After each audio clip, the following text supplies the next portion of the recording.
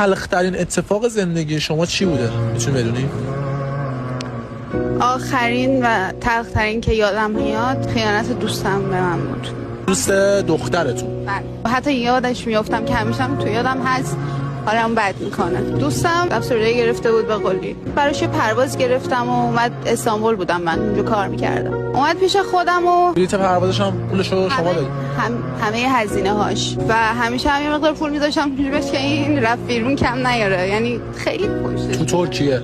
آره. بعد مدت ها فهمیدم که با دوست پسرم ریخته رو هم. دوست پسرم گفتش که میخوای بدونی دوستت کجا، ساعت 12 شب بهم زنگ بزن. منم 12 شب فیکس بهش زنگ دادم و با صدای ناهنجار دوستم مواجه شدم و تا فهمیدم که ازش بار داره. به صمیمی‌ترین آدم زندگیتونم اعتماد نکنید. من از دوست پسرم شاید انتظارشو داشتم ولی از دوستم شدی با من غریبه،